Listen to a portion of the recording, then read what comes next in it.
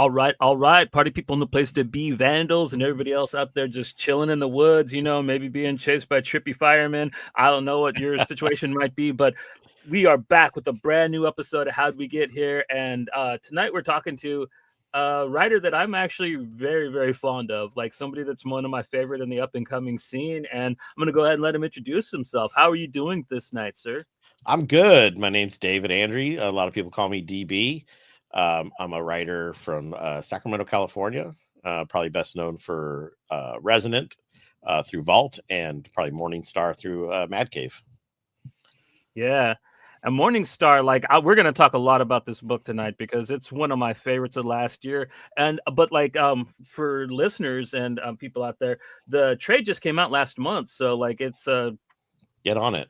Yeah, get on it because dude, it is probably one of my favorite takes on the missing 411 stuff a little bit.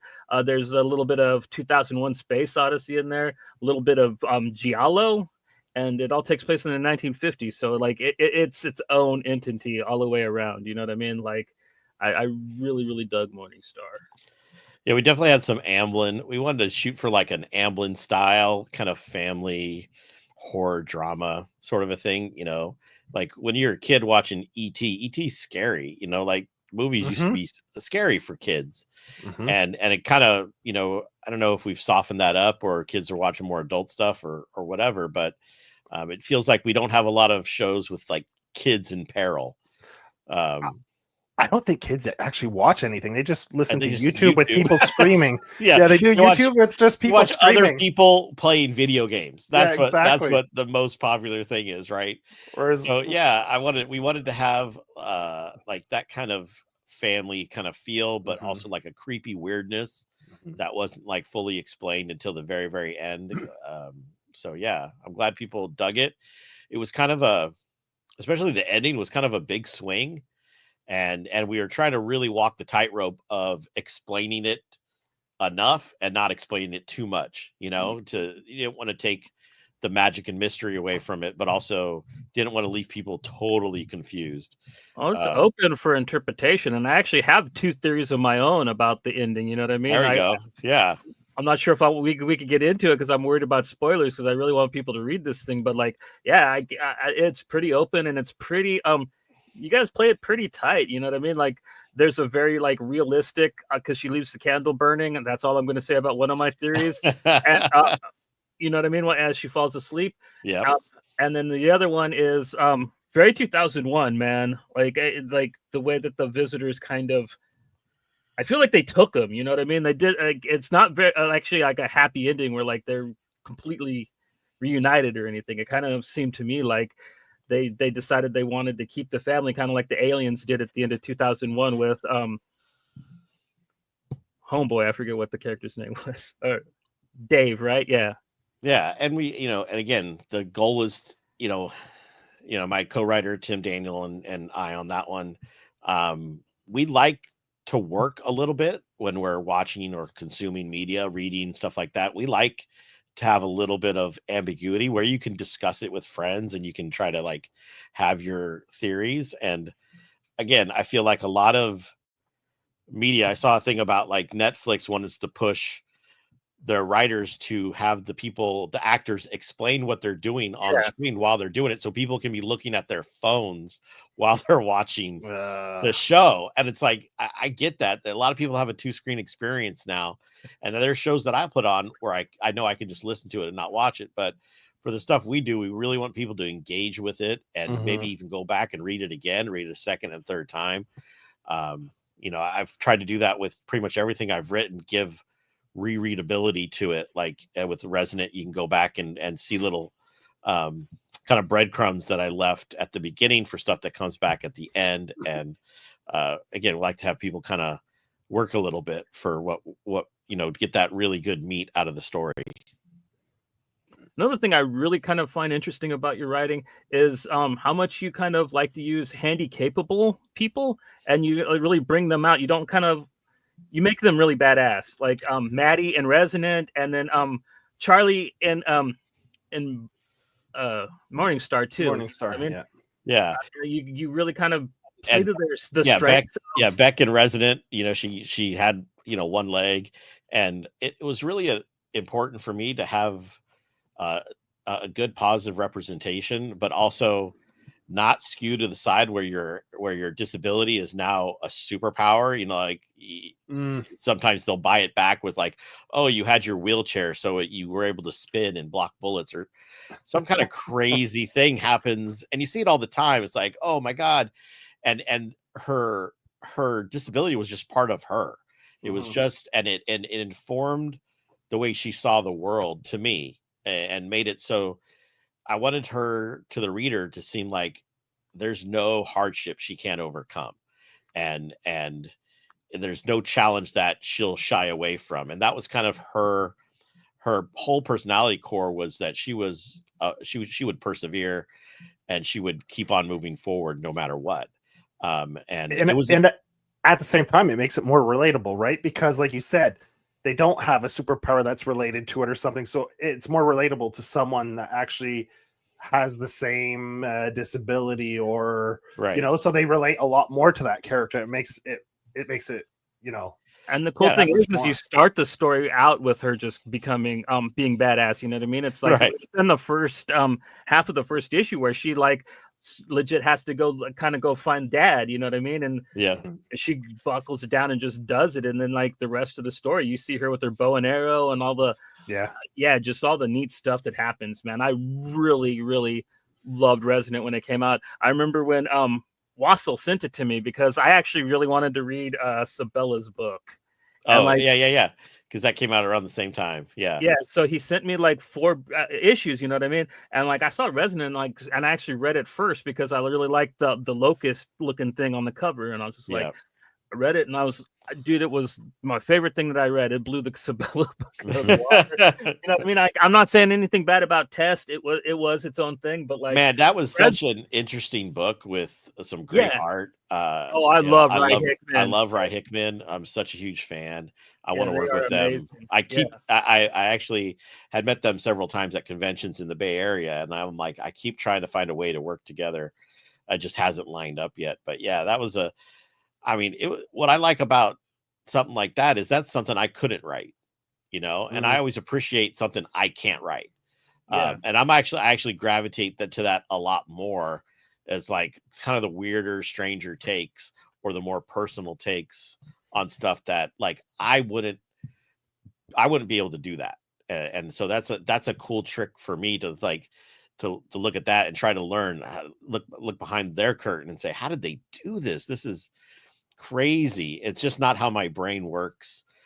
So I was really proud of like the vault class that I came out with. We had some really cool books in our, like, it was basically the third wave of vault books. Yeah, you guys were following the big guys, Ram and Dan, right?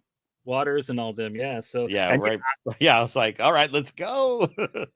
And it was a good launch too, man. Like I really liked Test. You know what I mean? It is a really cool, different take on the cyberpunk aesthetic. I mean, like, I don't know what else to call it. It reminds me of a bunch of animes that I've read that I really like Kino's Adventure and a couple other things where they kind of character finds himself in that type of way. But back to your book, like it also introduced me to the artist Alejandro Aragon. Oh, what a beast! Yeah, dude. And you've been. Do you get to pick your artist? It's been a little bit different with each project. So like Morningstar was a package deal, and Tim and Marco Finnegan, who Tim was my co-writer and Marco's the artist. They had actually created Morningstar and started to develop it about 10 years ago. And it had actually gotten picked up at a publisher, and then kind of things fell through. And so, Marco always loved it, and Tim always loved it. They had actually already illustrated a first issue. And then when I decided to come on board, I'm like, well, let me see if this is something that I'm going to be interested in. So I went through the first script and made some adjustments, made some changes for things that I connected with, a lot of the family stuff and things like that. And then we rewrote the whole series together, and Marco was still on board. So that came as a package deal. With And it, Resonant, Vault gave me I pitched it just as an idea, and I had like the first 5 issues written already, and I kind of gave them the first issue and the pitch, and they gave me a list of artists they thought would go good with it and that they knew wanted to work with Vault at that time. And I was already a fan of Ollie's, and I saw his art, and I'm like, yeah, this is absolutely perfect for Resonant. And then just by luck and Vault being where they were at the time, I got like probably the best colorist in the world with Jason Wordie, and one of the best letterers with Darren Bennett on that project. And so it was like, I find out now later on that it was me, like a rookie, and a bunch of superstars got like thrown on this book. So I had every advantage of this thing coming out kick ass. And so like, yeah, that one I just kind of really, I picked Ale, and he wanted to work. And then when he dropped out of the project after the 5th issue, I really wanted Skylar Patridge to take over. And she was on other projects. So we actually, that's why there was such a big gap between 5 and 6, was we waited a year for Skylar to become free, because I didn't want to work with anybody else. I knew she'd be perfect for it. So I held out.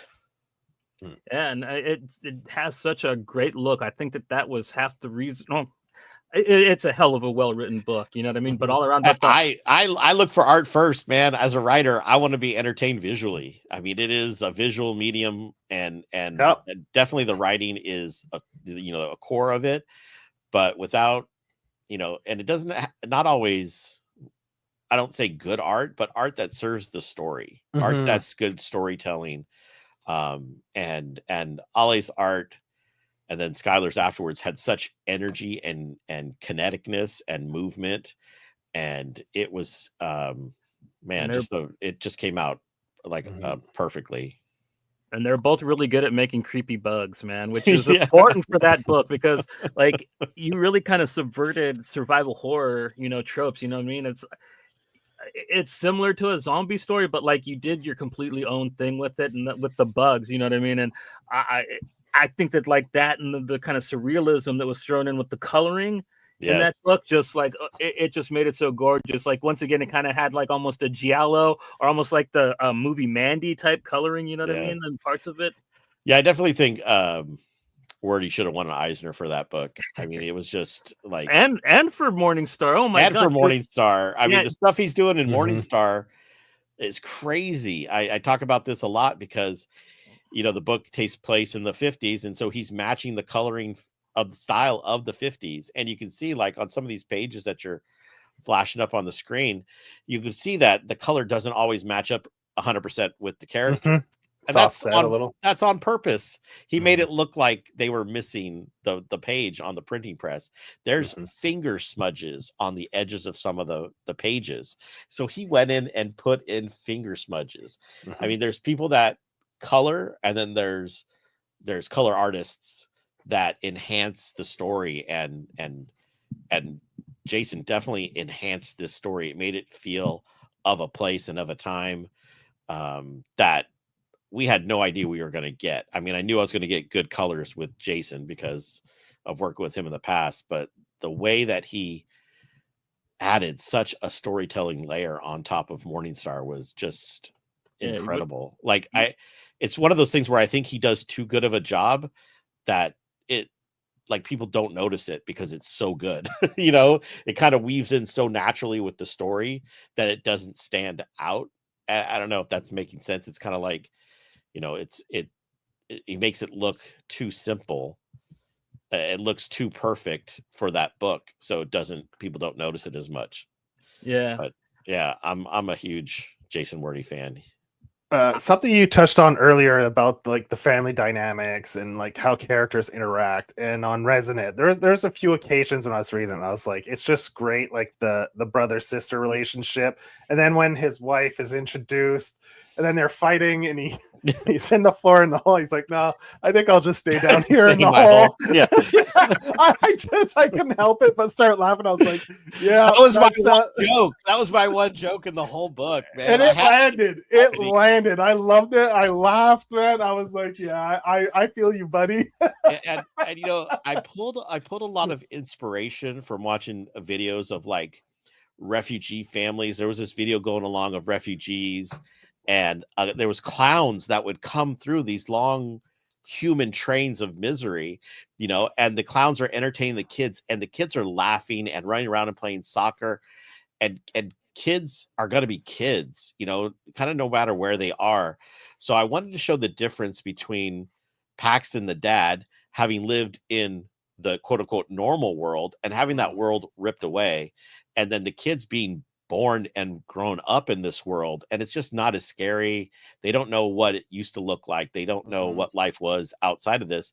So I wanted to really show a difference between how cautious and concerned the dad was, and how kind of almost carefree the kids were, because this was just the world that they grew up in. And I hadn't seen that a lot in other post-apocalyptic stories. You know, everyone's all freaking out all the time, and sometimes the weird just becomes normal when you're born into it. So yeah, that was my favorite show. That was my favorite. Good. It's good. Yeah, it's so funny because that's issue 8, and issue 8 was, as a writer, the most concerning issue, because action-wise, plot-wise, nothing really happens. It's a very character. It's a very you know, we're setting up for the final 2 issues. It's this kind of brief respite, and we have a lot of you know, interactions and stuff. And you know, I like that stuff as a reader, but I was concerned because the note from Adrian at the beginning was, let's push this thing, let's make it propulsive. And actually I took the first 7 issues and compressed them into 5 issues. So I was used to the story like happening at a certain pace, and issue 8 felt so slow, and it ends up being pretty much everybody who's read the entire series or read it as it came out, it ends up being everybody's favorite issue. Yeah, they just loved it, and I'm like, that was so reassuring as a writer, because, you know, again, that was my first project, my first 10 issue series. You don't even get 10 issue series anymore, and to have that buy-in and to have people like respond to, you know, the writery stuff that I did in there, I was like, all right, that was pretty cool. Yeah, and then I gave Beck a flamethrower at the end, so yeah. Yeah, for sure. Yeah, but I mean, it's like anything, like that catch and release, like you got to give like a little break, then, you know, it can't always be it can't always be up, because then it's just too much all the time, and you don't get, it doesn't have that same impact, right? If it's always intense all the time.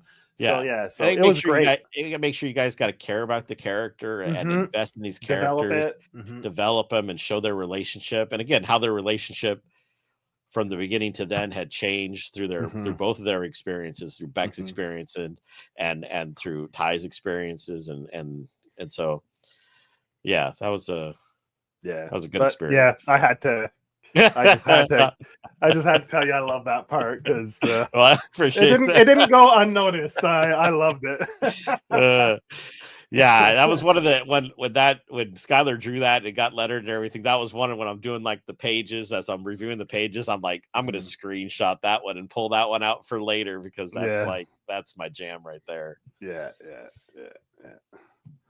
Talking about your early work, man, like one of my pride and joys that I have on my wall at all times is oh my God, do I even have that? I had the first issue too. I just wasn't able to find it, but issue 2 is always on my wall because I love that cover so much. Isn't that a great color? It's my friend Felicia, who's an artist in the Bay Area, and she just does the most beautiful painted works. And like, I own a bunch of her. She has like canvas prints. I have a bunch of her small canvas prints, and luckily she gave me a really good deal on that cover. And oh my God. That thing just sold. People bought it for the cover. They didn't even care that it was the second issue of a series. They're like, whatever, give me that cover. I got them both. Any chance Grim Law will be making a comeback? Oh no, I wish. Yeah, the artist kind of went away on that one. And it's one of those things that you just, hang out with people for a while and then you don't, and then, things start and stop. I try to do that with all local Sacramento creators other than Paul Schultz, who was the artist that did my self-published series. That was kind of before and the same time as the one you showed was Ghost Thunder Presents, which was a Your little anthology collective book, yeah. Yeah, a little anthology book where I wrote all the stories, and then it was different artists doing the work. And Paul Schultz was the artist that did my very first book, Last Supper, which was a relationship drama, which is kind of what I cut my teeth on. And then I worked with him on other stories in there. And yeah, that's everybody trying to kind of struggle locally and get into comics. You get people that jump in and then jump out, and it's hard, man. Comics is not for the faint of heart. You got to commit to it, and you're committing with very little kind of rewards. Yeah, I mean, you have to love it, right? You can't go into it just thinking I want to make money doing this. It has to be kind of something you're passionate about, because I mean, so how much harder is it to get your first book than it is Ghost Thunder? Because I actually tried to look up and find that cover online, and like it's pretty impossible to find. Yeah, I think we never really sold those online. They sold them just at local cons. I found them offline. I think you had your own Gumroad, I think, at the time or something like that. Yeah, we would occasionally put stuff up for short periods of time, but I hate going to the post office. So usually we put it up for like 2 weeks and then take it down. So I got lucky then. Yeah, I mean, honestly, less than probably 100 of those were ever printed. Because I remember I'd gotten into Resonant. Me and my friend Fred, we had covered it on my older show, Nerds from the Underground, and you were like really chatting with us, and I was like, do you have anything else? And you're like, oh, I got these, and I was just like, I was like, hell yeah. And I saw that the cover for the second issue, you know what I mean? And like, as a sci-fi lover, you know what I mean? Oh yeah, you got to have something like that on your wall. Yeah, the artist John Williams on that does another sci-fi series that he co-writes with another friend locally here in Sacramento, Space Oddities, that I believe he's going to have a third Kickstarter coming up. I think they already did the first 2 Kickstarters. So he's kind of gone on and continued in comics, and I'm not sure anybody else. Christopher Alvarez, who's probably in that as well. We did Dead Blood together, and that was our kind of homage to 90s comics. And yes, we did a Kickstarter for the first issue of that. It went very well, and he's working on the second issue, hopefully getting the second issue kickstarted this year. And that's just pure fun and just embracing everything that made the 90s comics awesome. And so it's not like a parody of 90s comics. I call it like the comic we would have done if we were alive and making comics in the 90s, It's our like take on like the whole like genre of big guns and pouches and crazy action and, wild panel layouts and stuff. And so, yeah, if, maybe later this year, there'll be a Dead Blood 2, and we'll probably put up the first one on the Kickstarter as like an add-on. Yeah, cool. Yeah, definitely get the catch up on that one. Catch up tier. Yeah. And then you got, man, I really, really enjoy your horror, man. I like that you kind of take, kind of already things that are in horror and you like really subvert them. You know what I mean? Denizen is another one where you kind of it's slightly on the slasher side of things, you know what I mean? But not really. It's got your kind of just, I'm not going to say you make them lighthearted, but like in a way, you kind of make lighthearted horror. Well, yeah, Denizen was definitely, it's kind of a family style possession. So like a Conjuring or something like that, where a family member gets possessed and the other family members have to figure out how to save her. And it was all about a blended family. And again, my co-writer Tim at the time was going through some stuff with his family that was very similar to things that were happening in the book. So, a lot of our stuff is just stolen straight from real life, And we, of course, adjust it and change it and make it either more horrific or more supernatural, but it always is coming from someplace fairly real. And that's kind of how we both like to write. We both kind of like to write from the heart and things that really mean something to us. So Denizen was really fun. Denizen has, it was Chris Sheehan, and again, I got my boy Jason Wordy on there. And Sheehan is amazing. And Richard, the dad, became like a little bit of a zaddy. He's like a little bit of a hot dad bod guy.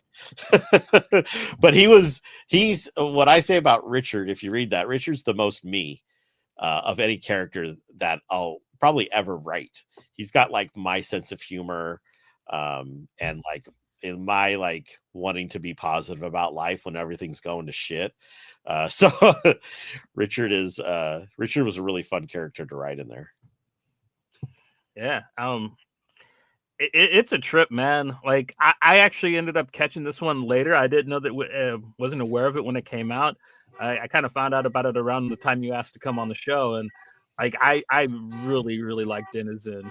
It's, third favorite of yours, maybe? Mine? Yeah. I it's like saying if it's my third favorite kid. I don't know. I love them all. I mean, Resonant is like my first, so that one's just special because it's my first. And Morningstar is the most recent, so that's you kind of loved the most recent one. Now soon it's going to be Crush Depth after in another month, but like I don't know. I love them all. I put so much of my heart into everything that I work on that I just stay connected to everything. I think Denizen, Vault tried to do something really cool with Denizen, which was do a double feature in a comic book. Yeah, and it was a flip, right? You had to flip it. You know what? I think we had started to do the flip, but they ended up doing it as an intermission page in the middle, and then the second feature would start, and so. Each comic picked up on on both stories. And I think people got a little confused about the format and thought maybe it was an anthology or didn't know there was two stories in it. But for like, I think it was $7.99, you got 60 pages of comic. There was two 30-page issues. So instead of it being 220 or 222 page issues, we did two 30-page issues together. So it was a 60-page comic. We did it on newsprint, so it looked really freaking cool. If you find the individual issues, they're so good looking, man. It's one of the best looking comics. And what was that called? Nightfall double feature. Double feature, yeah. And Daniel Krause, who did Whalefall and did The Shape of Water, did the second story Cemeterians with Manhouse. And that is just, it's like X-Files plus bones coming back in from the dead and the afterlife, and it was crazy. And so it was like two totally unrelated stories, but they were both like really cool horror stories in their own way. But it had a weird release schedule, and I think people didn't understand it, and you try to do something different, and sometimes it really works and sometimes it didn't. So yeah. I think horror fans got the idea, like the double feature and all that stuff, right? But yeah. I mean, that format seems to kind of go over people's head, because like when Rodriguez and Tarantino did Grindhouse, people didn't understand it either.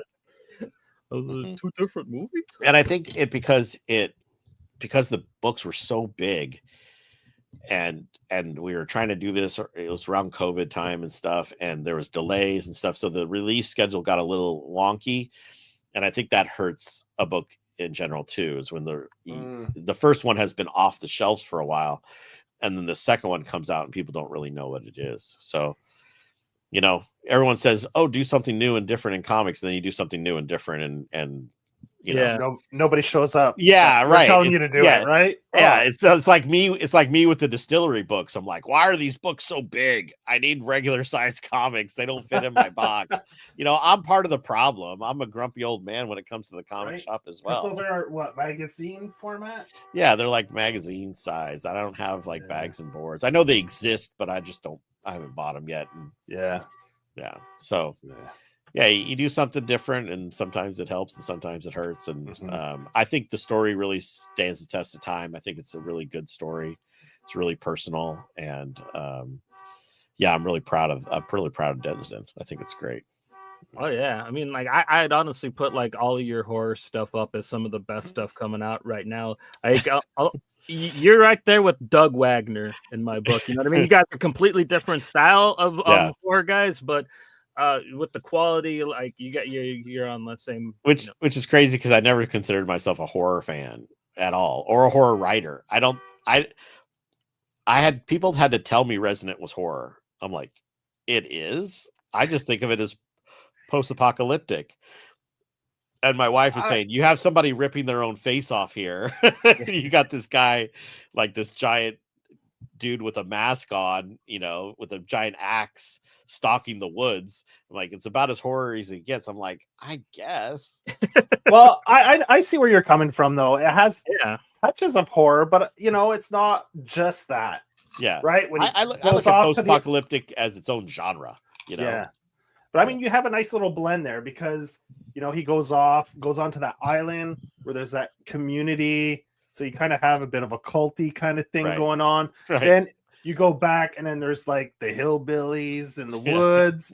You know, you touch on a little bit of everything. So and when I look back at the stuff I like, all the stuff I like, I guess could be, you know, like I loved Aliens and like, oh, that's a horror movie. I'm all, it's an alien movie. I don't, you know, and I've heard people call it a slasher film, which I don't get behind. Aliens? No, Alien. Alien? The first one. Yeah, the first one is a slasher film. No, I don't know. I guess I always like things that had tension, you know, and so if you consider that horror, fine. If you consider that, you know, sci-fi, fine. I think of aliens. Yeah. A little bit. You kind of, it's a touch of Aliens, but it also kind of reminds me of like this batch of films that came out when I was a kid. You had like Deep Star 6. Deep Star 6. Yes, sir. And, not many people remember Deep Star 6. That's when I read this right away. I went, boom. I went back to my youth watching Deep Star 6. I love that movie as a kid, man. I must have watched it like a dozen times. Oh, the shark at the end. They get home. They get up to the and then the guy still gets killed by the shark.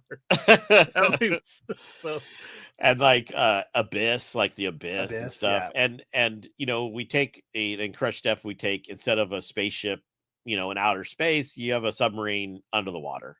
But it's the same kind of like there's no escape. There's that same claustrophobia and like trapped quality that you get in Alien. And so I like that element of it. You know, there's, you know, we've kind of established that the surface world is non-habitable anymore. So they can't go to the surface. They're stuck in this metal tube underwater. And then, you know, they encounter another wreck and some things are alive. And so they decide to try to figure out what's going on. And then, of course, that leads to horrible, horrible things. And people who love a fast-paced comic, well, this is definitely up your alley. The pacing is pretty steady in the first one, and then the second one just ramps right up. Like, I mean, it's balls to the walls, man. I mean, there's no the first one always concerns me because I'm like, all right, we got to set this world up a little bit, but man, after number one, it is all go, no stop, man. There is no breaks on this submarine. So well, you know, and a lot of these series are only 5 issues now, so you don't have a lot of time to mess around. You kind of get to the cool stuff really quickly. So yeah, we're getting to the cool stuff really quickly on Crush. I don't have a problem with that. I loved it. I loved it. Crush Deep, man. Crush Depth, it's great. I mean, anyone who's a fan of that kind of genre, like the underwater horror type thing, like you said, the claustrophobic aspect to it, the unknown, undiscovered creature or whatever, like the unknown thing that's coming for you. Definitely fans of like The Thing, you know, because again, in The Thing, they're trapped in this lab or underground, right? And all around them is the Arctic Circle or whatever. There's no running away. Yeah. So where are you gonna go? Yeah. So again, you're trapped. You're stuck with this thing that is changing and mutating, and it's really fun. And it is fun. that I would say I did get a tap into some horror stuff on that, because I'm like, how gross can I make this? And I, and even Tim, my co-writer, he's like, dude. I'm like, what? He's like, you're pretty fucked up. I'm like, okay, I'll take it. What's the artist's name on this one again? On Crush Them, it's Alex Sanchez. Alex Sanchez. Yeah, he does a great job. Yeah, he's done like some Godzilla stuff, and we actually came to Mad Cave with this one, with an artist, but there was, again, scheduling conflicts and things like that. And we couldn't get him to start when we wanted it to start. And so we looked for different ones, and our editor James Emmett gave us a list, and I saw Alex's stuff, and I'm like, oh hell yeah, he can do this. He can make monsters. And that was like the key thing, is like, how cool can you make these monsters? And so, like the way he draws the character moments, man. They're doing the John McClane through the pipes, and then I love the colors of this. The crawling through the whatever that is, the pipes, or the blues with the reds and the orange. Yeah, this is Kurt Michael Russell, who I've worked with before on End After End. And he's great. And he does a really cool, like, limited palette kind of a thing, where it's a lot of blues and then reds. And it really is stark when you go like to the emergency lighting, which is all this red stuff. And I'm a fan. We've touched on it before on the episode on, like, I love a limited palette where it's like really executed well. Like, a limited palette just adds so much punch, right? Yeah, you can really focus in on something with a limited palette, because you can lead people's eyes to where you want to go with the colors if you have a limited palette. Whereas opposed, it's too colorful, too much stuff going on everywhere. Like, the reader might lose focus on what the important thing is in it, So I was just reviewing colors, I think on issue 4 today or yesterday. It was pretty recently. And he does this cool thing where the emergency lighting is on, and it's like different from room to room. And it almost has this like strobing effect that you get in horror movies. Like, there's a flashing light or something, and it like makes things kind of move a little bit unevenly. And so you get kind of this almost distorting, like, strobing effect as you go from panel to page, and a different panel. It's really cool. He did a really good job on this book, like he always does. So I like how you went for the jump scare, not jump scare, for the character, because he has the virtual goggles to drive the sub. So he's like, go to cameras, and it's like the guy's face right there. I got to cry. I thought that was it's really hard to do a jump scare in a comic book. We try a couple of times in here. Yeah, I like that. I thought that was pretty funny. Yeah. And the tension kind of between the characters is pretty good. Like, I like the stuff between the hippie girl and the sub science officer. Yes. And this was because of kind of some of this backstory that we don't go too into. They've been in this sub for a long time, and I kind of imagine it as they pick up refugees kind of along the way. It's almost like Star Trek Voyager, right? So this is the crew of a ship, but this is the end of the world, where they may be the last lifeboat for people. So there's some characters that are obviously part of a naval crew and have discipline and are used to being following orders and things like that. And then you'll see there's other people on the crew who kind of skirt the lines and are used to being able to do their own thing. So it was, she's the radio operator, right? Even though she's not an officer, she right. She has runs a very high position, right? And and it's the kind of thing where it's like, hey, you're in a desperate situation. The person that used to do that may have died. Someone else needs to do that. So, it becomes a little bit of this found family, a little bit of like, I've always been a huge Star Trek fan. So it was like my chance to build a starship crew of varying personalities and varying backgrounds. And so it was really, that was where I kind of, Tim had the initial idea of this sub and staying underwater for a long time and creepy things happening. And then I got to come in and kind of build the crew out. And that's like where my brain went immediately. It's like, oh, this needs a really cool, diverse, dynamic, and sometimes at odds crew. but are still kind of like a found family as well. So when you're watching an Aliens movie, you shouldn't get too attached, but I want you to get attached to some of these characters pretty quickly. The one scene, like one of the characters is kind of teasing another one about like the twisted things that are up on the surface. Is there actual stuff up there, or is it just folklore for the submarine people to like kind of scare each other about like whatever's up there? Well, we'll have to see, won't we? Yeah, we'll have to read the book to see. That's a good pickup. Because how long have they been down there? Some of them may not even remember it very well, and they're always kind of that. Yeah, our main character, she was very little when they first went under, right? Right. Is kind of the backstory for her. Yeah, she would have been very young. She would have been a very junior officer, probably 18 at the time, so just a kid really. And I've been there almost half her life under the water. So the release date for this is what, March 19th, I believe? Yes. Yep. And the final order cutoff would be, is it this week or next week? Next Monday. So the 24th. Next Monday. 24th is final order cutoff. So stop watching, order, and then start watching again. Email, take your phone, have a we're not going to do anything interesting. Yeah. Have a 2-screen experience. Email your local comic shop and say you want Crush Step. You got to have it. I want 2 copies of each. We have really cool B cover from Ramon Villalobos, my bud here up in the Sacramento area, who was on, I think he was on one of the new X-Men books a while back, the pre-Krakoa era, and did Darkwing. I don't know. He's done Night Thrasher or something. He's done a couple of books, and he's working with Bad Idea right now, which means hardly anybody gets to see the book. But the book he's doing is so badass. It's these barbarians, and they're just slashing people. He loves drawing like gore and stuff.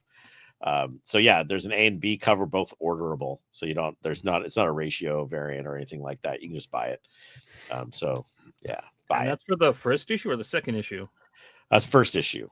Oh, okay. So we're way ahead of everybody else. Cool. Yeah. So first issue comes out the 19th of next month of March. Yeah. And then it'll be it's a 5-issue series. It'll be out monthly. It's pretty much all done. Like the artist's finishing up issue 5 right now. So there shouldn't be any delays in release date, which is what I love about working with Mad Cave. They're very much on the side of being prepared and having things in order before they get announced and released. Yeah, they're on fire right now, man. Like I'm telling you, the best label out there. I'm telling you, and I've been talking to creators because we always like to brag about our projects to each other before they get announced. There's a lot of creators that people love that are working with Mad Cave right now.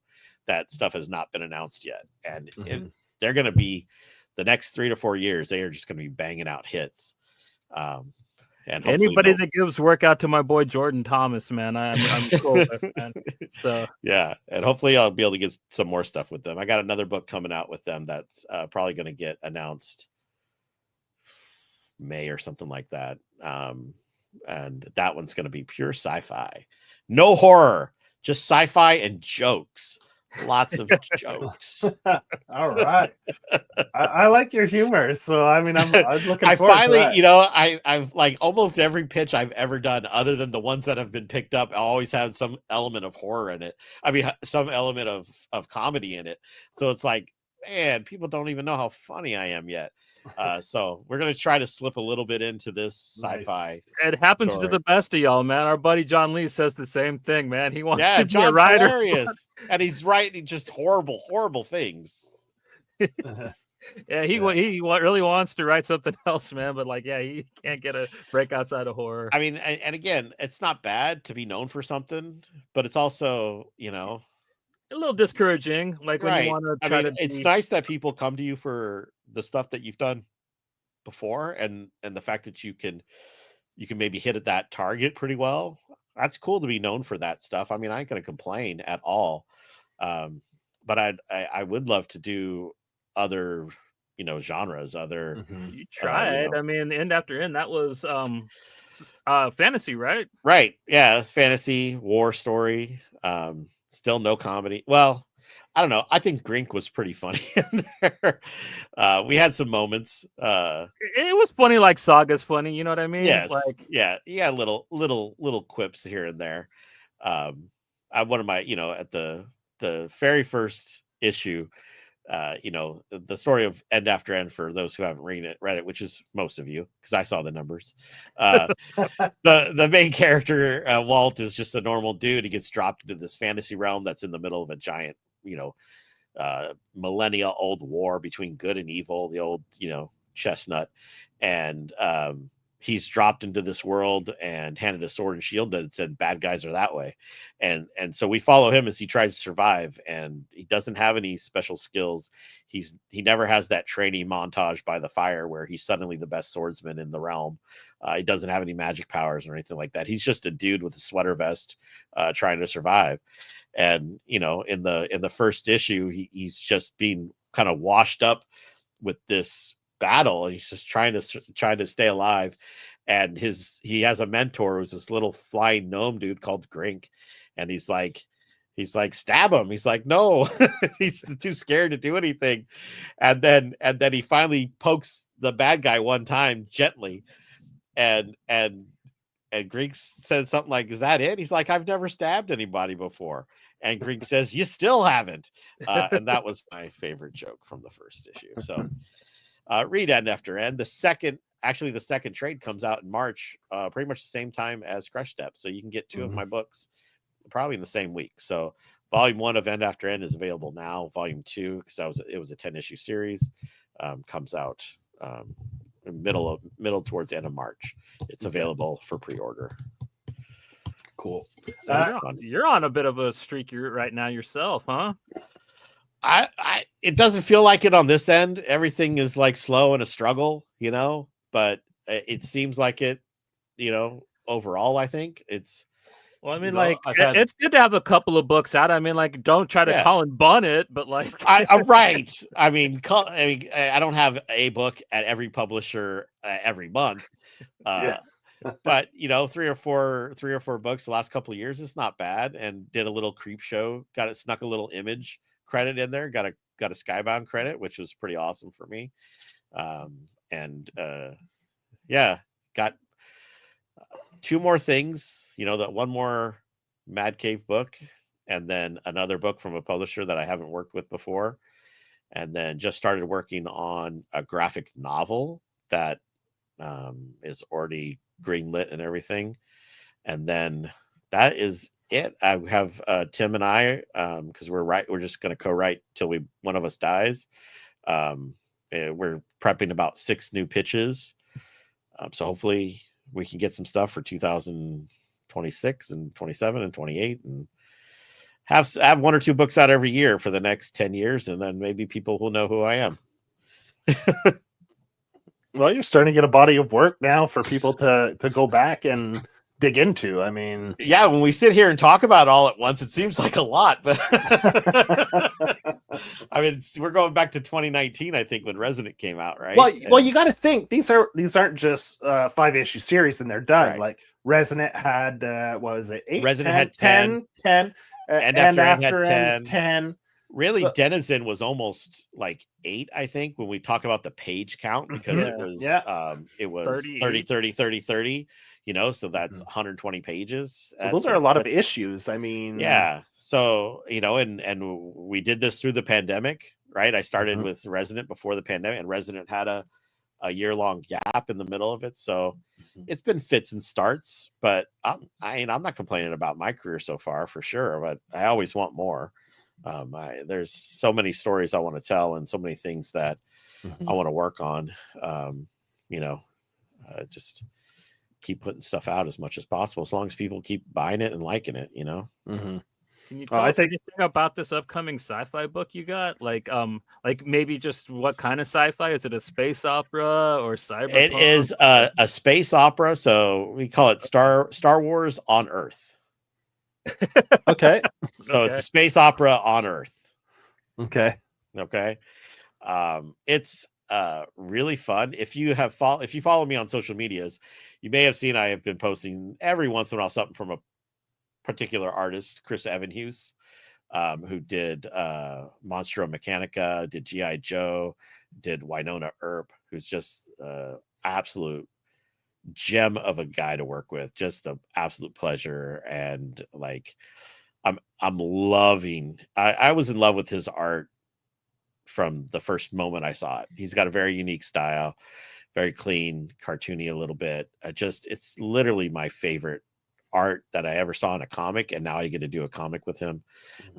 So I'm really over the moon with that. You know, sci-fi has always been my genre of choice, and yeah, it's for me. This project is always, you know, it's going to have a special place in my heart because it was pure sci-fi, pure love with an artist that I love to work with and who I think is, for me, one of my favorite styles that I've ever seen. And so, yeah, that one's for me. You guys can read it if you want, but that one's special for me.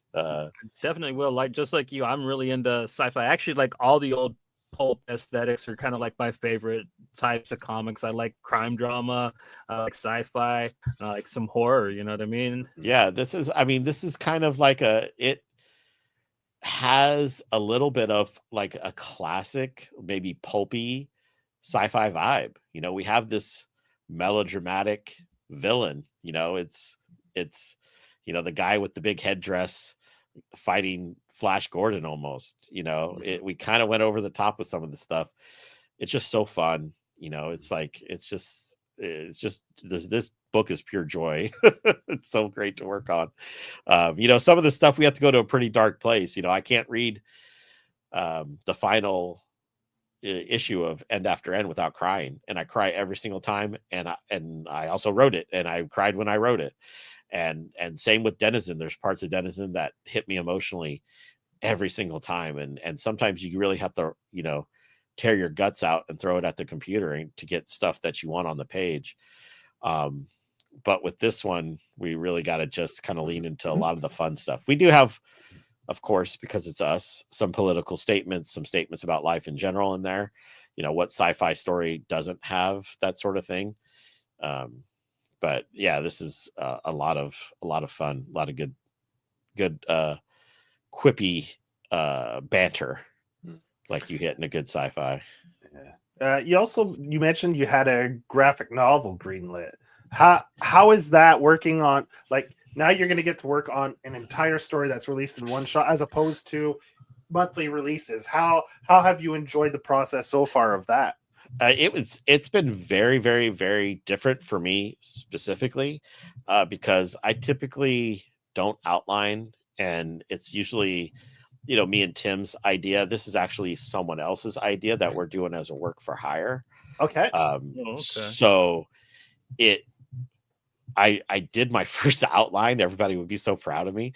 I did my first outline because there's never any outline for anything else. I just kind of wrote it, you know. Okay. And a lot of times, you know, again, when I'm on my own, I just write because I want to write and it's fun. And if the story starts to work, then great. Then I can put it together in something.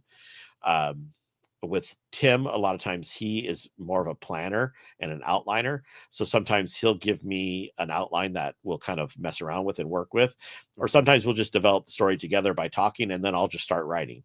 And I really just like to get in there and just start taking one step in front of the other and see where it leads. I don't usually like to be locked into an outline because I want to have the freedom to take side roads and stuff if something interesting kind of comes up in the writing process. But this one had a lot of pre-work done for us and a lot of ideas that they wanted to already put in the book. So it was really just kind of fun to go, okay, well, let's put this here. Let's do like a 3-act structure and, you know, 3 parts and kind of break it up this way. And so, yeah, last couple of weekends, I kind of banged away at that outline and did that. And so now Tim is going to go over that and make it good and have it make sense. And then we'll get to turn that in. But yeah, it's been a totally different writing experience. I've never done anything like this before. How big of a graphic novel is it going to be? Like, is it going to be like? I believe it's about 160 pages. Also, it's all right. A full, yeah. Yeah, Like so almost it's a full 6 or 8 issue. So bigger than a novella, definitely a graphic novel. yeah. So yeah, about 6-7 issues worth of, or 8 issues worth of comic. So yeah, I kind of helps my brain to think about it that way. That we have something a little bit bigger, a bigger chunk to work on. Yeah, a proper graphic novel. Yeah, nice, very cool. Yeah. So it's definitely a change for you, a challenge. I mean, just different. Yeah, my brain just doesn't usually work like that. But I think since I've started co-writing with Tim, my brain has gotten a little more flexible with storytelling because he'll come up with like an ending before the middle, and it's like, oh, okay. And so now I've kind of gotten a little more flexible in like, okay, let's work towards this point and let's build out that way instead of just that's all linear. That's a trick I've heard some writers, like they have the beginning, they have the ending, so then the middle's flexible, right? They can kind of weave and bob and go back, like they know where it's going to end up. It's just, okay, what kind of story am I going to tell between now here, point A and point, And I think a lot of writers that I've talked to have to find the ending before they can really start working on it. Get into the meat. They know where that has to end. Even more important than the beginning, they have to know where it's going to end. And I've never really had that, thing. I can start with just a beginning and, Stephen King style, kind of find my way through with character and stuff until I get to what feels like an end. And the tricky thing with comics now is most things, like, are going to be a 5-issue series. And unless it's really popular. And then what do? Did you kill all your main characters? You want to do a 5-issue series with a back door at that end there. So you can go, oh, and if this is popular, we have another 5 issues after this. So it's really kind of a balancing act right now in comics to understand the financials and what people are willing to, publish. And storytelling and making yourself have good stories, because there's some stories that are just too big. It's like, I know I can't tell this appropriately in 5 issues, so this is going to sit there until someone says you can do 10.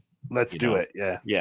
And one of the pitches we're pitching out is a 10-issue series, and I've already written all 10 issues, and I keep going trying to cut stuff, and I'm like, can't cut it. I love it. I'm usually not so precious, but I'm like, can't cut it. I love it. Sorry. It's all going to go, or it's not going to go. So we've had a few other creator buddies come on and similar issues, like trying to like change or condense it, or they're like, it's so hard, like to switch it up, or I mean, with Resonant, it was pretty easy because the storytelling pace that I wanted at the beginning was me being a totally naive creator at the time, thinking I could get 25 issues. I'm like, oh, I'll get 25 issues, no problem. The Walking Dead has this many. I'll definitely get that many. And like, Rude Awakening, hey dude, you're not Robert Kirkman. You're not getting 25 issues. So, I condensed. The pacing was really easy because I had a lot more character moments, a lot slower. It was definitely a slower build to stuff. I'm very happy with how Resonant came out. I would have been happy either way. With the slower version. I think survival horror, it should be like a shorter, more intimate type of experience anyway. So I think 10 issues was a pretty perfect run for it. To tell you the truth, like, Resonant kept its quality all the way through. Walking Dead, I quit reading after 15 issues, man. I'm sorry. Like, it was hard to read that book. Yeah, I mean, and it's hard to write that much too and keep it interesting with the same characters in that setting as well. I do have 5 more issues in my hard drive waiting to go if anybody ever wants to publish more Resonant. And if you do read Resonant, the ending is slightly rushed. I had to kind of rush that ending just a little bit because I found out that, oh, you were stopping at 10, kind of late in the process, because they told you that it was going to be ongoing, right? Like, I remember reading that it was projected to be an ongoing series, and the next thing I knew, they were like, okay, well, we're wrapping it up at 10, and I'm like, I don't know if they ever committed to ongoing publicly.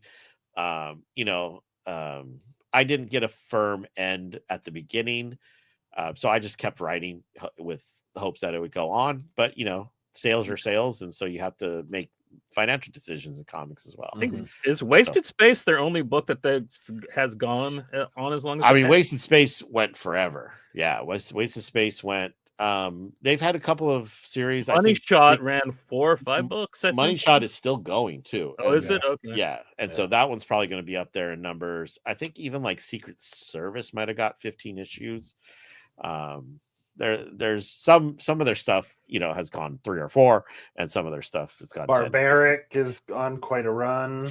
Yeah, and I think Barbaric could, you know, the artist is working on other stuff, and I don't know what they want to do internally with that. But Barbaric is one of those ones that could probably keep going forever. You know, it's like a Conan. There's no ending of like hack and slash stories. Yeah. Meet someone you don't like them. Let's chop them up. Oh, they're a wizard this time. Well, let's chop up the wizard. Oh, they're a thief this time. Let's chop up the thief. Yeah, good stuff. Yeah, go ahead, Johnny. No, you go ahead, Joe. Oh, I was just gonna ask David if anything that's coming up. Do you have any conventions or signings or anything that people can come meet you, get their books signed, pick your brain, maybe have a little conversation? Yeah, unless they're like assassins, and then I won't be at any of these places. But if you're in the Sacramento area, I don't know if anybody listening is in the Central Valley. I'll be at Empire's Comics Vault on release day for Crush Depth, signing Crush Depth. Okay. If you're in the Bay Area, I'll be at Zeppelin Comics on Saturday after Crush Depth is released, so the 22nd, I think it is. All day there, signing Crush Depth, hopefully, and other stuff. Convention wise, I will be at Heroes Con this year in North Carolina in June, which I've heard is a really great show. I was supposed to go last year and had to cancel because of my wife got COVID, and COVID. And so hopefully everything will work out this year and I'll get to go. I'll be at San Diego and New York Comic Con. Two of the big ones. Yeah, I won't have a booth at those places, but I'm going to try to set up signings with Mad Cave at least one of the days that I'm there, which I've done the last couple of times I've done New York and San Diego. You can always just message me on Blue Sky or Instagram or something if you want to say hi. Local shows here in Sacramento, usually Lodi Con, and probably gonna do something for Free Comic Book Day. So okay, cool. We'll see. Yeah, I'm out and about. So definitely you'll be doing signings for Crush Depth. Yeah. So you'll have one on the release, and then the following Saturday. Saturday of the 22nd, I think, of the release. Of the release week. Yeah. And the pre-orders for that have been stellar, right? I saw you celebrating on Blue Sky a couple days ago. Oh, I thought you were. I'm not privy to numbers, so it could be 2, it could be 1 million. I'm hoping. Get on it because it's good fun. Book. It's fun. It's a lot of fun, actually. I mean, you'd think that, in a submarine under the water, it'd be kind of like slow pacing, or nope, not at all. I wish I could show you some of the pictures of the monsters. I don't want to spoil shit. No. This book's going to be fun, but like, I didn't even clip them, but like, I kind of wanted to because they are just so rad looking, you know what I mean? And the stuff that is, again, like with these kind of body horror things, it usually starts, this human looks a little weird. And then we get to stuff that is not recognizable as human. And it's just, it's had so much fun with the monster design and like the gore in here. And it's funny because I'm not that fond of gore. Like when I watch like medical dramas, I usually have to turn my head at like the realistic. And I'm a physical therapist, so I've taken 4 anatomy classes. I've done dissections, but I don't like living things being cut open and their bodies being damaged. But man, something about being the one doing the scaring is a lot funner than being the one scared. So I could really lean into some gross stuff. What did the one character refer to it as? Teeth of God? Oh, the Devil's Teeth. Bottom? Yeah, Devil's Teeth. Yeah, that's what it was. Yeah. so cool, man. Like a really cool reveal, and yeah, I can't wait to see where it goes, man. The two that's issues it. you sent us is so stellar, man. Yeah, you get a good tease in issue 1, and then issue 2, man, it's just like takes off running. Yeah, definitely. Ramps up the horror pretty quick. The scares, for sure. Really good stuff. And while you're in your shop asking them to order you a copy of Crush Depth, go ahead and pick up the trade for Morningstar. You'll not be disappointed, man. Like now that you mention it, I think because of the art, like I gave me way more of a horror feel than the book actually had. But like yeah, Morningstar could have really been an episode of Amazing Stories. You remember that show? Right. Yeah. I mean, there's I wouldn't say gore. There's some kind of violent stuff that happens, but it's this kind of like very otherworldly type creatures, and so it's not real bloody. It's not real gross. It's again, it would be more of a family kind of horror story, which is kind of a weird way to describe it, but it's definitely a family horror with that kind of Amblin style sensibilities, where it's scary, but nothing really explicit is happening. There's a couple, like the mom goes crazy with an axe and hacks up one of the monsters. So there's a little bit, but it kind of turns into dust, right? It kind of doesn't. There's no like blood or viscera or organs and stuff like that. So what is she really hacking apart? We don't know. That's part of the mystery. Yeah. There's her daughter talking with half her face cut off. So that's no big deal. So yeah, it's got some slightly disturbing parts to it. The art really lends to it being scary. You know what I mean? Yeah, for sure. And there's some sweet covers for it too if you want to pick it up in physical. Like I'm not a variant guy, but like some of these are gorgeous. Like this Tula Latte one of Charlie. Oh my god, that is beautiful. And that is, I think, only available on the Mad Cave website. I had to buy one. To get a copy, I have it hanging up. It's behind my laundry right there on the very bottom. Right, that's the Tula Latte one right there. Laundry. That's a watermelon pillow. Tula Latte, and there's some Resonant right above it. There's all my covers. Cool. And yeah, I actually had to buy it, and then one disappeared in the mail, and I had to buy it again. So I spent $40 or $60 to get that one cover, and I wrote the damn thing. But I got all the comps for all the other stuff. So the wraparounds are so sweet though too, man. I love this kind of Wendigo looking attributes that they gave the Ranger guy. Yes. Yeah, so creepy, man. The really cool thing about having a co-writer who is also one of the best designers in the game, Tim Daniel designs logos for everybody. If you have made a comic, at some point Tim Daniel has designed your logo. He designs all our layouts. All layouts and covers and interior art and trade design, and he has, as part of like his deal when we sign a contract, is that he gets creative control over like the covers and stuff.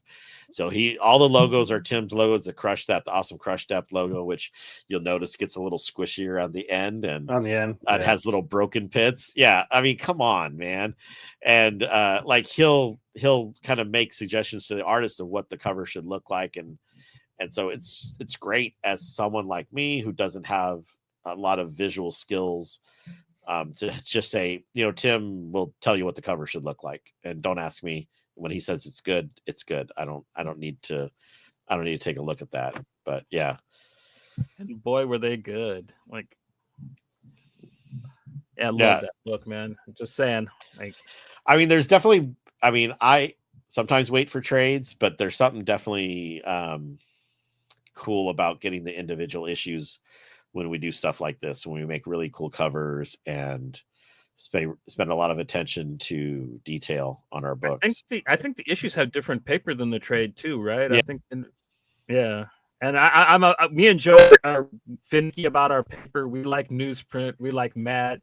You can keep your shiny pages, Marvel.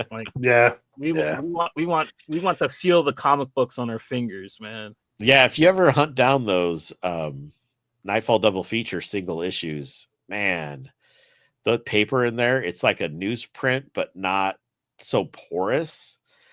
but it's still so thin that you can make a 30-page comic close pretty easily. Mhm. I was obsessed when they said we were doing this paper, and I got my first sample, and I'm like, oh my god, this paper is amazing. And if you guys have been like vault collectors from the beginning, their books used to smell so good. They had like this kind of cardstock cover, and like the paper they used had this very particular booky kind of smell. Ugh, I was obsessed.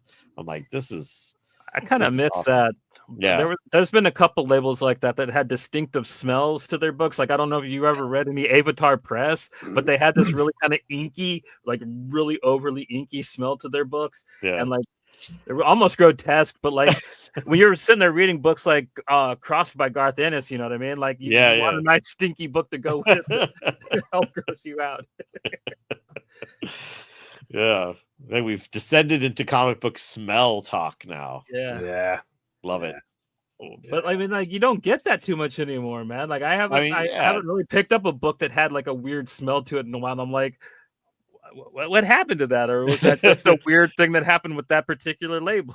Yeah, well, Vault was I think they had to switch printers and stuff a couple of times because they had their first run of books was very particular, and then like things started to change, and I think you just you gotta change printers as cost changes. I also think with the coated paper, it kind of absorbs the ink differently too, so it kind of seals it more, so you don't get that smell as like more of like a matte or a newsprint where it just kind of absorbs in, and so it absorbs more ink, so you get more of that smell. Your old Spider-Man books used to smear a little bit if you touched them too much, right? Yeah, you can't smear a coated page. Yeah, so yeah, I think that might be it, because I've noticed with the matte finishes, you get a little more of a smell to it. Yeah, and I don't know if it's because the paper absorbs more ink, so you get a little more of that ink smell to it. So I don't know if it's that really, or but I mean, yeah, for sure. Bring back stinky comics. I love a good smelly comic. Come on. Yeah, for sure. Just like yeah. Well, things change, and right. Gotta appreciate it when you can get it. Yeah, find those old stinky comics and give them a sniff.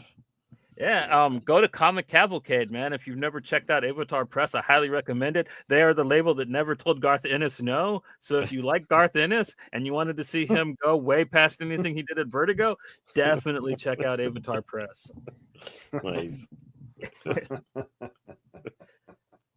I'm sorry. Now I'm over here promoting other people's books when we have okay.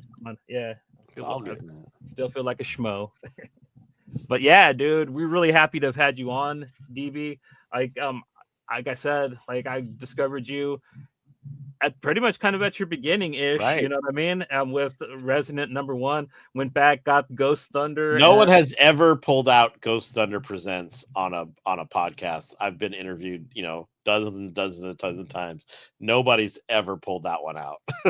I got almost this autistic thing to like where like if I really like somebody, I got to go back and get like all their stuff. Did you have the issue 1 or just issue 2? I have issue 1. I just wasn't quite sure where to find it. Yeah, that's the Ramon Villalobos cover. So I was even using my guy Ramon back in the day. So I always try to get my friends on stuff if I can. Cool. I was told you did a 3rd issue of that, but is that true or no? Of Ghost Thunder? Yeah. No, we never got to a 3rd. I think we had maybe started, but that kind of fell apart. Yeah, it's a lot of fun though, man. To tell you the truth. Yeah, I mean, you can see on the stuff in there, no horror, right? That was like left to my own devices. I guess Grimlaw is a little bit of a horror, but that's more of a supernatural Western. Yeah. But yeah, a lot of drama, like relationships and what the heck is kind of. Oh, I love What the Heck. Yeah, What the Heck is kind of a little Hellboyish. So yeah, well, it is a little. It's a demon that summons a human to hell instead of the other way around, because the demon is getting bullied for being too nice. So it's the flip of what you would expect on Earth, like getting bullied or being too mean. So you get ostracized because he's too nice of a demon. and the demons have heard horror stories about humans their whole life. He thinks a human's going to help him be scarier. So it was an all ages kind of YA kind of thing. I loved it. I again, yeah, that was all stuff I kind of cut my teeth on. That was stuff I was just playing around with, writing whatever came to mind, and yeah, all fun stuff. Yeah, I highly recommend anybody, if you can find those Ghost Thunder can't. issues somewhere, like get them. They're a lot of fun, man. I like people trying to do their own anthologies. You know what I mean? Yeah, I think I have one copy of each, and that's all I have left. They don't get sold at cons anymore or anything like that. They're just gone. And do you have the files to maybe repress them at any point if you get... Yeah, but the fact that some of those stories were supposed to have a third part and they don't, or a second part and they don't, I feel bad reprinting that stuff because there's never going to be a resolution to those stories. Yeah. Again, foolishly, I'm thinking this stuff's going to go for 20 issues. So I wasn't worried about writing endings. I was just worried about writing fun stories. It's too bad, like that the crowdfunding wasn't where it is at that time, because you could have probably. I mean, who knows, right? Yeah. I mean, I self-published for 3 or 4 or 5 years. Just paying everything out of pocket, and so I could do like an issue a year, or an issue and a couple of anthology pages a year, with whatever money I had, and then I mean, like.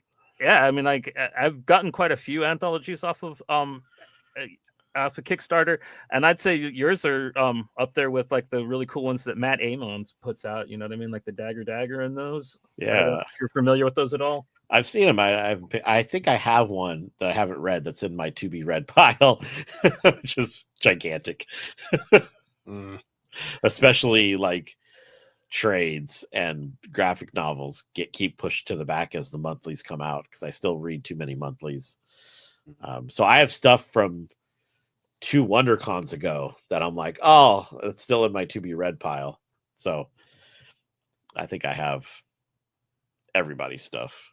Yeah, well, that's kind of how it happens with me and Joe. We buy stuff for leisure reading, and then it kind of gets put aside because a lot of stuff we got to read for the show, which is leisure reading too. I'm not gonna, but like it's not the stuff we spent money on, thinking like, oh man, I'm gonna dive right into this, and the next thing you know, you're like, fuck, I got that, didn't I? Wow. Well, I mean, you buy the first issue of something to check it out, and then the second issue's there. It's like, oh, well, I haven't read the first issue yet, but let me buy the second issue in case I like the first issue. And then I get this stupid pile that's gigantic, and I haven't even cracked into it yet. And then I tend to read books more than comics now. And so I'm like, I'm reading a book every night, and it's like, okay, put my book down a little bit, try to read a comic, and I fall asleep. So sound like Joe.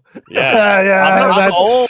I'm old, man. As soon as I lay down in bed, it's nighttime. It was a struggle the other week. I had to do some reading for the show, and I was like, long week and long days, and like I usually read when I go to bed, and then I'm so tired from my day. And I told Johnny, I was like, you had to start reading it like 3 times. Yeah, because I fall asleep, so I have to read the same page over like 3 or 4 times. I've been there. It's like it takes me 3 days to get through a 20-page comic, because I'll read like 5 pages. Like, oh, I'm so tired. Let me put this. I'll finish this tomorrow. Tom King, use less words. I love you, Tom King. If you watch this, I love you. But too many words, bro. Can we use less words? Like my buddy Christabella too. Yeah, I love him. Come on, just a couple less. You can cut those words. Well, if you what's that book that Chris did? Was it Fleep? What was it? Scumbag something. Anyway, it's not too wordy. That one's pretty good. Yeah. Well, I'm not saying that like it's wordy in a bad way, like. I mean, I've again. But you got to dedicate time to reading his comics, because it's basically reading the prose novel. If I see it's Tom King's like Supergirl, I'm like, okay, that's a 30-minute read. There's words in there, and I enjoyed every issue of that. I bought every issue of it, but it may get pushed to the back of the pile for something a little bit, I don't know, simpler, like something I would write with less words. Yeah. Or. Yeah, if Hickman has too many graphs, I just skip the graphs sometimes. He kind of doesn't do that too much anymore. I think like Black Friday was the last time that he actually did. I had graphs in his X-Men run, man. He was graphs did he? everywhere. Yeah. Hickman? Yes. I only read up to Swords of X. Like I really remember it in his early stuff, like Nightly News, which I'm still trying to get Joe to read. That thing was half graphs. You know what I mean? Was Don't read Nightly News. It's fine. It's great. It's whatever, but it's hard, man. That's because his art's so weird. Because he's like a graphic designer, so there's just like circles everywhere. Just read East of West. Just read East of West from beginning to end, and then restart it over and over and over. Because that and Manhattan Projects too. Yeah, but Manhattan Projects it had a lot of fits and starts. I couldn't take Oppenheimer seriously when I watched the movie. I just kept expecting him to go harm and eat somebody. But I think East to West is pretty perfect as a comic. You know, I think that's it's fun. Yeah, my favorite of the past couple decades, like Deadly Class right underneath it. Yeah, I mean, if people are discovering Dragotta now with Absolute Batman, go back and read East of West. And Ghost Cage, his own work. Oh, book that he put out was so cool. The little manga, basically, where they fight the different types of energy. I'm a nerd for shit like that, dude. That was so cool. Yeah, I enjoyed the art. The story was fine. But I loved the art. I thought. I mean, I'm me and Joe love black and white. I think that's probably why it didn't sell super well, because it was a black and white American comic. But like, get over it, people. Black and white, like a lot of times coloring ruins the detail. I grew up on Teenage Mutant Ninja Turtles, man. That was my first comic. I don't need no color. Yeah, when I was a kid, indie, every now and then you could get a Dark Horse book that was in color, but if you were getting an indie book, it was black and white until fucking Spawn came out, pretty much. Yeah, true. Image changed that. Yeah. I have no problem with black and white.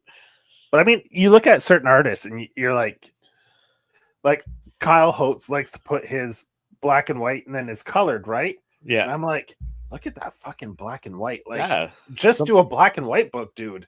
Like maybe black and white and red. You know what I mean? That'd be cool. Like, I mean, I like seeing the line. I like seeing a little bit of the messiness. I like seeing, their kind of how their brain works and how they shape characters and stuff like that. I like seeing that. I don't think everything needs to be.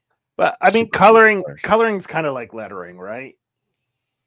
Like people say, like good lettering. Yeah.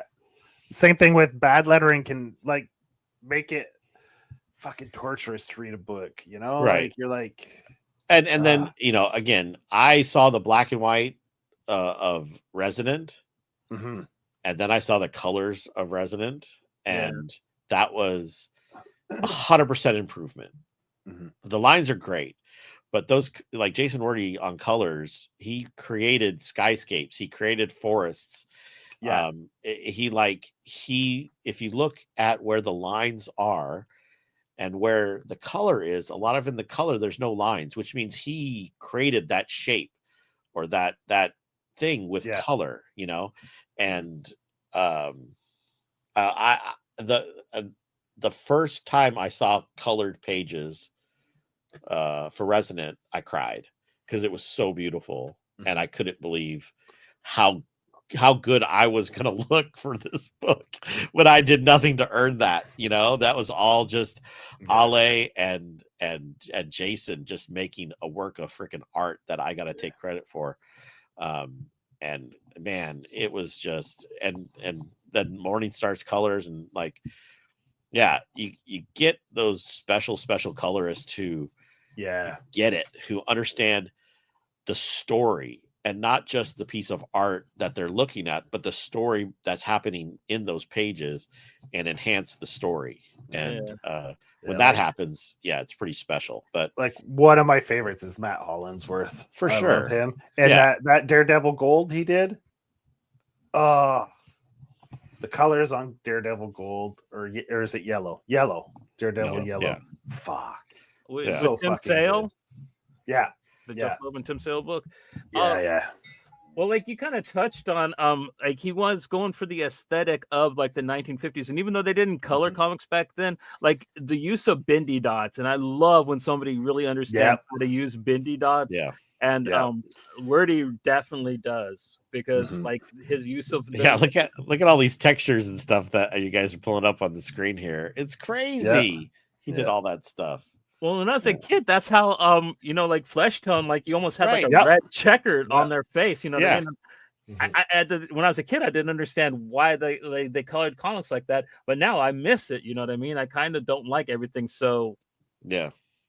Well, it's all digital now, right? Yeah, So and everybody tries to color things like at least in Big Two, they try to color everything realistically. You know what I mean? They Right. try to have dynamic coloring, and it's just like it doesn't look very good most of the time. And like a lot of people's art doesn't need that kind of like.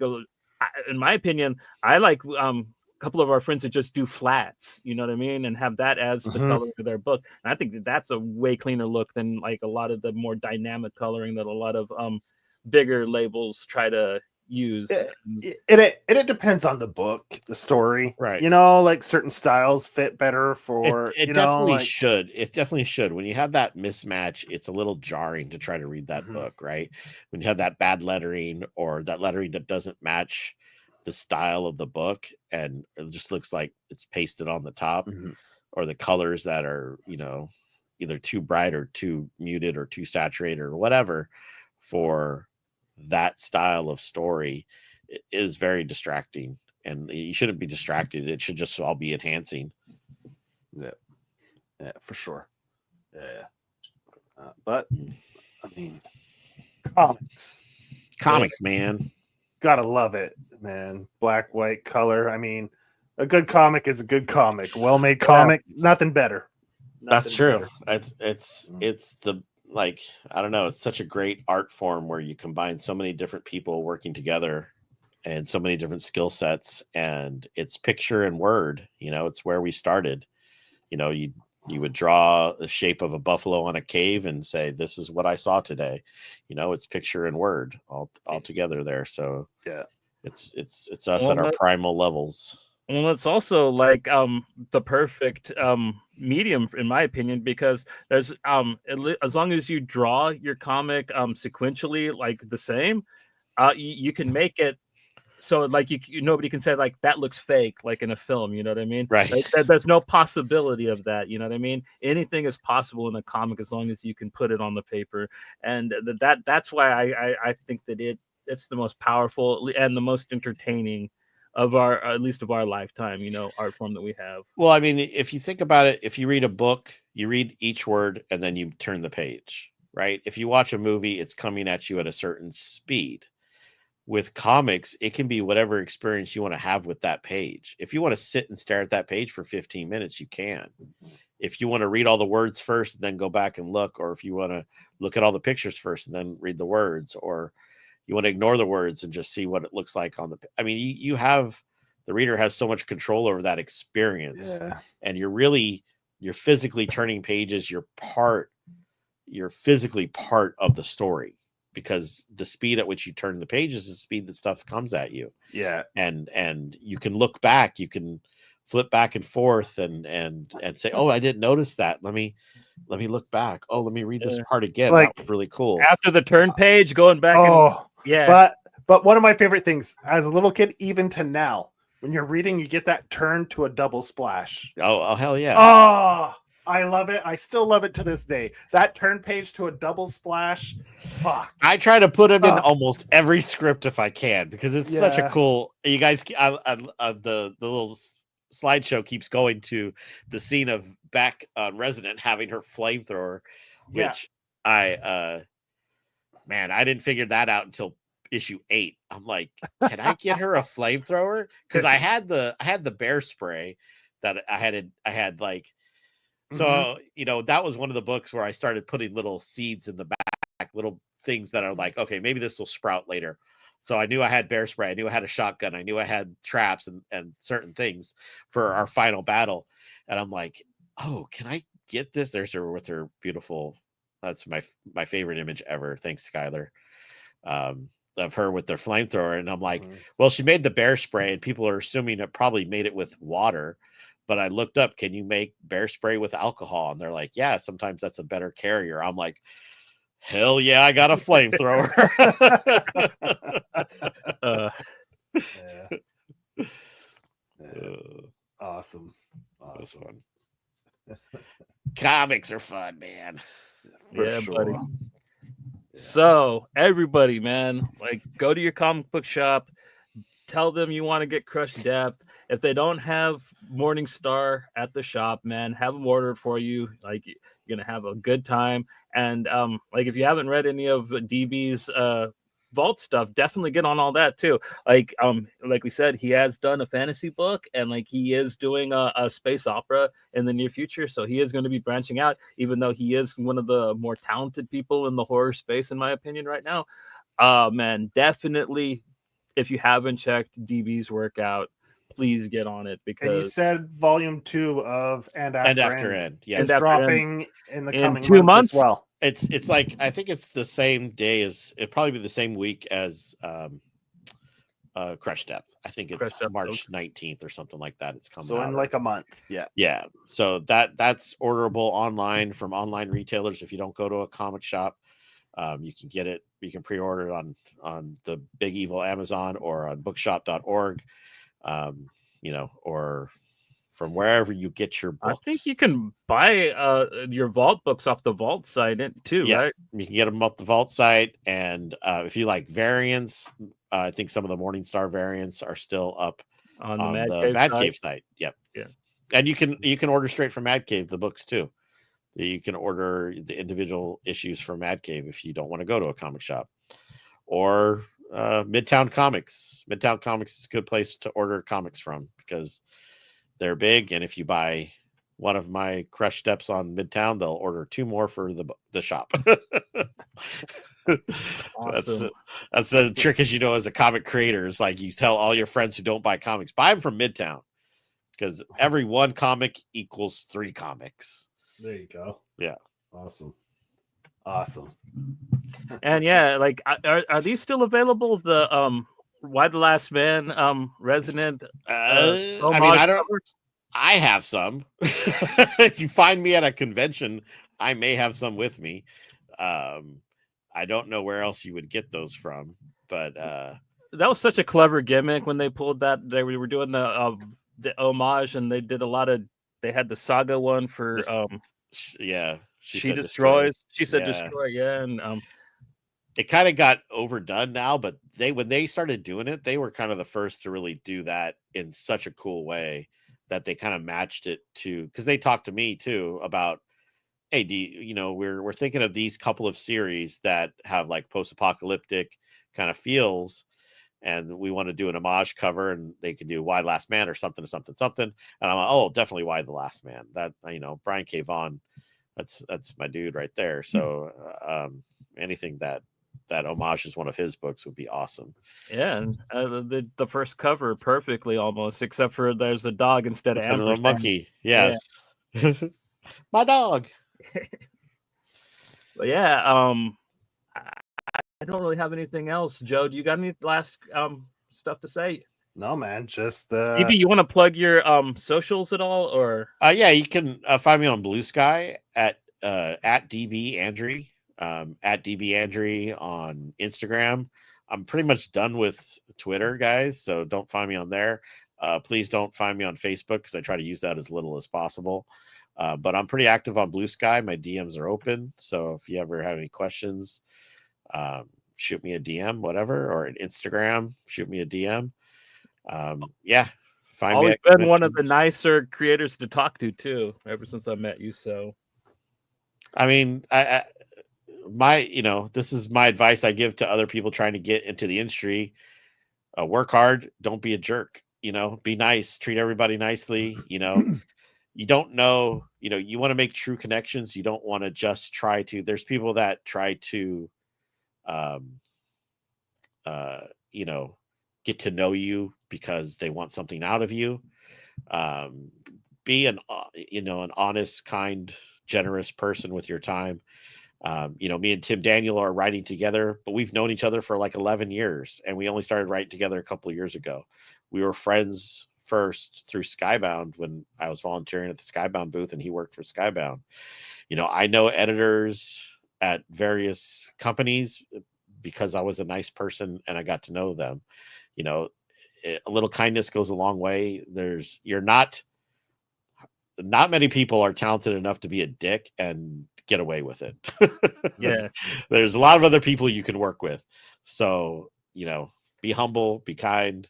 Not everyone could be Alan Moore. Right.